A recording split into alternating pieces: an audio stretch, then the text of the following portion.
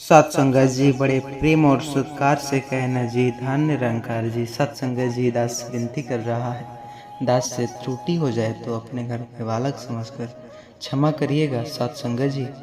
सत्संगत जी, अक्सर आपने भी सुना होगा या फिर आपने गुरु के वचनों को संभाल के रखने का उपाय भी जानते होंगे, लेकिन कौन से उपाय से आप अभी तक गरीब रह गए, ये आज के इस वीडियो में इसी विषय पर चर्चा होगी। सत्संगत जी, गुरु के ऐसे वचन जिन्हें संभाल कर न रखा जाए तो गरीबी ला सकती है। गांव की हर मिट्टी से निकली हुई हर कहानी में एक गुजती है, एक ऐसी गुज जो पीढ़ियों तक सुनाई देती रहती। लोग कहते हैं मनुष्य का जीवन तब तक भटकता है जब तक उसे सतगुरु का ज्ञान न मिल जाए, परंतु यह भी सत्य है कि बहुत से लोग गुरु के वचनों को सुनकर भी उन्हें अपने जीवन में उतार नहीं पाते। वे सिर्फ सुनते हैं, समझते नहीं, और जो समझते हैं वे पालन नहीं करते। यही कारण है कि विनाश उनके दरवाजे तक आ जाता है। आइए पूरी सच्चाई आज की इस वीडियो में जानेंगे। उससे पहले चैनल पर नए होंगे सब्सक्राइब करिएगा। ऐसे कहानी की ओर ले चलूँगा जिसे एक गांव की है, जहां की लोगों ने निरंकारी बाबा के वचनों को सुना पर उसे हल्के में लिया और परिणाम इतना भयावह हुआ कि जिसने भी सुना उनकी रूह कांप उठेगी। तो सत्संगत जी, बिना देरी किए चैनल को सब्सक्राइब करिए और इस वीडियो को पूरा अवश्य ही देखिएगा अगर आप निरंकारी भक्त हैं तो। वैसे तो यह हर इंसान के लिए बहुत ही ज़्यादा अच्छा है। यह वीडियो उत्तर प्रदेश के एक छोटे से गांव अमरपुर की कहानी है। हर महीने निरंकारी सत्संग होता वहां पर। गांव के लोग बाबा के वचनों को सुनने आते, परंतु ज़्यादातर लोग सिर्फ रस्म निभाने आते। गांव के ही एक किसान रामनाथ पत्नी सीमा और बेटा विनय के साथ हर सत्संग में बैठते। कहते हैं सत्संग जाने से नहीं होता, सत्संग में रस्में निभाने से नहीं होता। बाबा बार बार कहते हैं गुरु वचन सिर्फ सुनने के लिए नहीं होते, यह जीवन की रक्षा कवच है। इन्हें संभाल कर रखना, इन्हें निभाना, यही असली भक्ति है। लेकिन गांव के कुछ लोग कहते अरे बाबा तो रोज वही कहते जिसमें नया क्या है, जिंदगी तो अपनी मेहनत और किस्मत से चलती है। यहीं से विनाश का बीज बो दिया गया। एक दिन बाबा ने सत्संग में स्पष्ट चेतावनी दी, समय आने वाला है जो मेरे वचनों को अनसुना करेगा उसके जीवन में भी ऐसा तूफान आएगा कि संभलना मुश्किल होगा। रामनाथ का बेटा विनय पढ़ाई में अच्छा, लेकिन वह आधुनिक सोच का था। वह अक्सर माँ बाप से कहता बाबा की बातों तो पुरानी सोच की है, हमें आजकल की दुनिया में जीना चाहिए, बिजनेस करना चाहिए, पैसा कमाना चाहिए। बाबा के से पेट नहीं भरता। सीमा समझाती बेटा गुरु के वचनों को हल्के में नहीं लेते, ऐसा नहीं कहते, वहीं जीवन की डोर पकड़ाते हैं। लेकिन विनय तो हंस पड़ा। विनय की दोस्ती शहर के एक युवक साहिल से हो गई थी। साहिल पैसे कमाने के शॉर्टकट बताता, विनय तेरे बाबा के वचन तुझे मोक्ष दिला सकते हो, पर पैसा नहीं। तू मेरे साथ बिजनेस कर देख, कैसे करोड़पति बनता है तू। विनय प्रभावित हो गया। उसके पिता की जमीन बेचकर साहिल के साथ कारोबार शुरू कर दिया। रामनाथ ने बहुत रोका, बेटा गुरु से मना किया है कि लालच और धोखे के रास्ते मत चलो, सब कुछ विनाश में बदल जाएगा। लेकिन विनय बोला पिताजी, बाबा के वचन सिर्फ डराने के लिए नहीं होते, असली दुनिया पैसे से चलती है।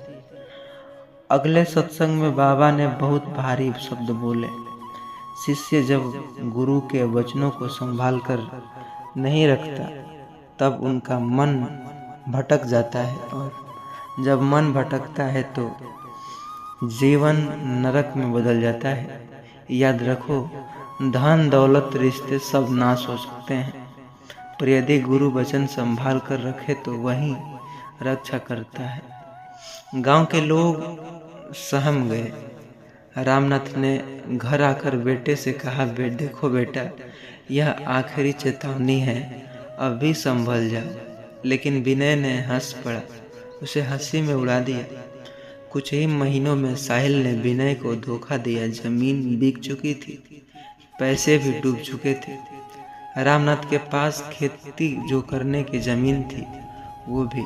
घर में भूखमरी की नौबत आ गई थी। सीमा रोते हुए बोली, कहा था न गुरु के वचनों को संभाल कर रखना। वैसे ऐसे बातें नहीं किया करते, तूने ही तो ठुकराया। लेकिन विनय जिद में था। ये सब किस्मत बाबा के वचनों का, इससे क्या लेना देना। उसी रात गांव में भीषण आग लगी। आग रामनाथ के घर तक पहुंची और सब कुछ जलकर राख हो गया। जब सब कुछ बर्बाद हो गया तब रामनाथ अपनी पत्नी और बेटे को लेकर बाबा के दरबार पहुंची। वहां फूट फूट कर रोते हुए बोला, रामनाथ बाबा, सब कुछ खत्म हो गया, अब तो जीवन भी निरर्थक लग रहा है। बाबा ने शांत स्वर में कहा, रामनाथ, जो गुरु वचनों को संभाल कर रखता उसे कोई आग जला नहीं सकता, कोई तूफान गिरा नहीं सकता। परीक्षा तुम्हारी थी, लेकिन बेटे ने वचन ठुकरा दिए। अभी समय है, यदि तुम सच्चे मन से वचन संभालोगे तो राख से भी नया जीवन खिल उठेगा। विनय की आंखें खुल गई। उसे अपनी गलती का एहसास हुआ। उसने बाबा के चरणों में गिरकर कहा, बाबा, मैंने आपका अनादर किया, आपकी बातों का मजाक उड़ाया, अब मुझे क्षमा कर दीजिए। बाबा ने हाथ उठाए और बोले, बेटा, गुरु के वचन कभी नष्ट नहीं होते। अगर आज तू सच्चे मन से संभाल कर रखेगा तो कल का अंधेरा भी मिट जाएगा। बाबा के आशीर्वाद से गांव के लोग आगे आए और रामनाथ के परिवार को फिर से बसाया। विनय ने कसम खाई, अब चाहे दुनिया हंसे या ताना दे, पर गुरु के वचनों को अपनी सांसों से भी ज्यादा संभाल कर रखूंगा। धीरे धीरे सब कुछ बदल गया। खेत फिर से खिल उठे, परिवार में शांति लौटी और गांव के सभी लोग देखकर चौंक गए कि जिस परिवार का सब कुछ राख हो गया था वहीं अब सबसे खुशहाल है। सत्संग में बाबा ने आखिरकार बार बार कहा, यह कहानी सिर्फ रामनाथ या विनय की नहीं, यह कहानी हर उस इंसान की है जो गुरु के वचनों को हल्के में लेता हो। याद रखो, गुरु वचन का वह दीपक है जो अंधकार में राह दिखाता है। अगर दीपक बुझा दोगे तो खुद भी अंधेरा में घिर जाओगे। गांव के लोग सहम गए। सबने कसम खाई, अब गुरु वचनों को जीवन में भी ज्यादा संभाल कर रखोगे। सत्संग जी, यह कहानी सिर्फ कहानी नहीं, यह जीवन की आईना थी। आज हम सुनते हैं कि जैसे, लेकिन अपने गुरु के वचनों अपने जीवन में उतारते हैं। यदि नहीं तो यह कहानी चेतावनी है। गुरु के वचनों की कवच, इन्हें संभाल कर रखो, यही जीवन की असली धन है। तो सत्संग जी, आशा करते हैं यह हृदय को आपको झकझोर दी होगी। गुरु के वचनों को अपने जीवन में अपनाइए और अपने चैनल को सब्सक्राइब करिए ताकि ऐसे ही निरंकारी विचार और जीवन बदलने जैसा संदेश आपको तक निरंतर पहुंचाते रहें। तो सत्संग जी, प्लीज़ चैनल पर नए होंगे सब्सक्राइब करिएगा।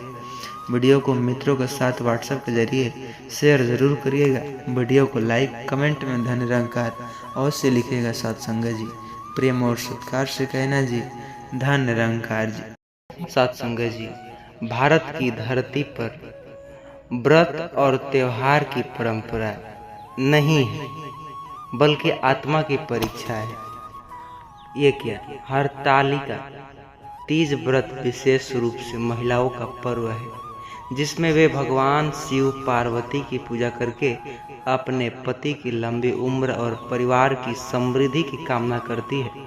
लेकिन क्या हर कोई जो यह व्रत करता है सचमुच लाभ पाता है? क्या व्रत सिर्फ रीति रिवाज से पूरा हो जाता है या इसमें एक गहराई रहस्य छुपी हुई होती है? और संपूर्ण प्रश्न, सबसे महत्वपूर्ण प्रश्न, अगर व्रत करते समय एक काम छूट गया तो मनोकामना पूरी नहीं होगी, वरना विनाश हो सकता है। वह कौन से ऐसे कार्य है? चलिए मैं आपको एक ऐसी सच्ची घटना के साथ सच्ची कहानी की ओर ले चलूँगा जिसे सुन करके आप भी चौंक जाएंगे।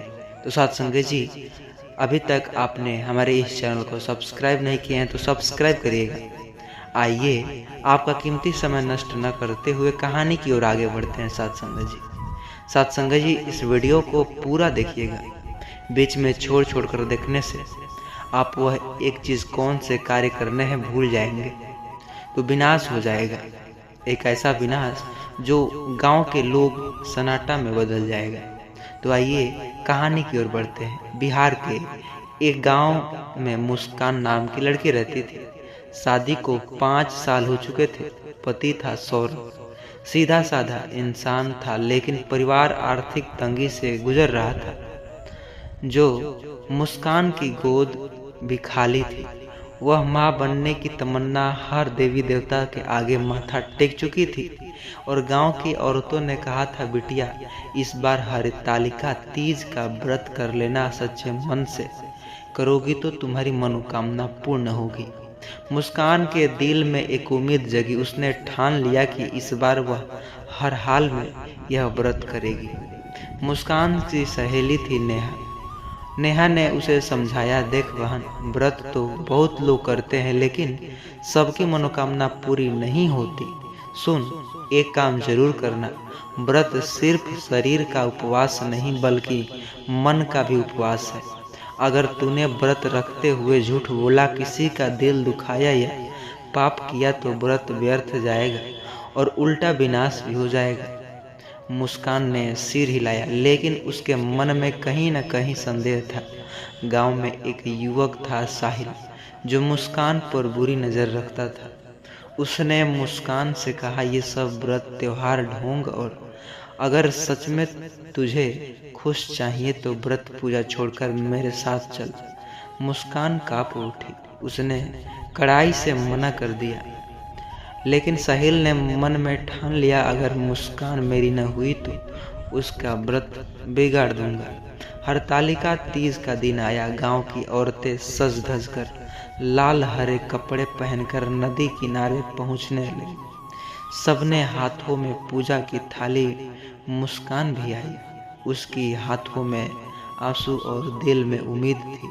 पंडित ने कहा था, जो भी स्त्री आज व्रत में पूर्ण श्रद्धा से शिव पार्वती की पूजा करेगी और अपने भीतर पवित्रता रखेगी, उसकी मनोकामना अवश्य पूरी होगी। लेकिन जो दिखावे के लिए व्रत करेगी या जो व्रत रखते हुए पाप में लिप्त रहेगी, उसका विनाश भी निश्चित होगा। जब यह औरतें पूजा में व्यस्त, साहिल ने मुस्कान की पूजा की थाली चुरा ली। मुस्कान घबरा गई। अगर पूजा अधूरी रह गई तो उसकी सारी मेहनत बेकार हो जाएगी। वह रोने लगी। तभी गांव की बुजुर्ग दादी ने कहा, बिटिया घबराने की जरूरत नहीं। हरतालिका तीज में असली काम है सच्चा मन और पवित्र विचार। थाली छीन जाए, फूल गिर जाए, व्रत टूट जाए, लेकिन अगर मन पवित्र हो तो व्रत सफल रहा। लेकिन अगर मन गंदा है तो 1000 थाली भी बेकार जाएगी। मुस्कान ने आंखें बंद की और पूरे विश्वास से मन ही मन प्रार्थना किया। उसी रात मुस्कान ने सपना देखा। वह शिव पार्वती के सामने खड़ी है। माँ पार्वती ने मुस्कान के सिर पर हाथ रखकर कहा, बेटी तूने व्रत का असली काम किया, तूने अपने मन को पवित्र रखा, तेरी मनोकामना अवश्य पूरी होगी। सुबह उठकर मुस्कान ने महसूस किया कि उसके जीवन में सचमुच परिवर्तन आ जाएगा। दूसरी ओर साहिल, जिसने मुस्कान का व्रत तोड़ने की कोशिश की, अगले दिन खेत में सांप डसने के से मर गया। गांव में लोग कहने लगे, देखा जो हरतालिक तीज का मजाक उड़ाया और अपने पाप भुगत रहा है, उसका यही हश्र होता है। कुछ महीने बाद मुस्कान की गोद भर गई। उसका घर हंसी खुशी गुंज उठा। उस सबने सब व्रत जो औरतों का कहा, बहनों हड़तालिक तीज सिर्फ एक काम का जरूरी, अपने मन को पवित्र। अगर मन में पाप झूठ घमंड है तो व्रत बेकार और उल्टा विनाश लाता है, लेकिन अगर मन में सत्य श्रद्धा निराकार की भक्ति हो तो मनोकामना अवश्य पूरी होती है। गांव में सतगुरु आए, उन्होंने कहा, याद रखो बेटी, व्रत पूजा बाहरी चीजें नहीं, सच्चा व्रत झूठ वो छोड़ना, नशा छोड़ना, लालच छोड़ना, किसी का हक मारना न मारना और निरंकारी का नाम लेना। अगर इन बातों को नहीं माना तो व्रत अधूरा है और विनाश निश्चित है। कहानी से निष्कर्ष सामने आया कि हड़तालिक तीज में असली काम यह है, मन को पवित्र रखा। पूजा अधूरी रह जाए तो चिंता नहीं, लेकिन अगर मन अपवित्र हो तो व्रत व्यर्थ जाएगा। मनोकामना पूरी होगी या विनाश आएगा, यह पूरी तरह से इस बात पर निर्भर करता है। तो सत्संग जी, आशा करते हैं आप इतने तो होशियार है ही कि आप समझ गए होंगे। सत्संग जी चैनल पर नए होंगे सब्सक्राइब करिएगा, वीडियो को दूसरों के तक व्हाट्सएप के जरिए शेयर जरूर करिएगा। सत्संग जी, वीडियो को लाइक कमेंट और धन निरंकार कमेंट में जरूर लिखिएगा। सत्संग जी, प्रेम और सत्कार से कहना जी, धन निरंकार जी। सत्संग जी, पृथ्वी पर हर इंसान जन्म लेता है और मरता है। कहते हैं इन सभी के पीछे एक राज है, वो कौन से राज? लेकिन मरने के बाद क्या होता है उनका? क्या यह सवाल हर किसी को परेशान करता होगा? या आपने भी कभी सोचा होगा कि हम मरते हैं तो जाते कहाँ हैं? मरकर सब खत्म हो जाता है। कोई कहता है आत्मा अमर है और कोई कहता है उसके कर्मों का फल नरक या स्वर्ग में मिलता है।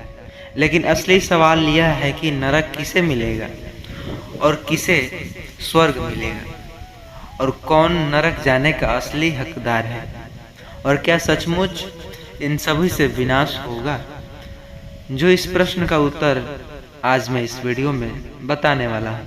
सत्संग जी, तो प्लीज़ चैनल पर नए होंगे सब्सक्राइब करिएगा।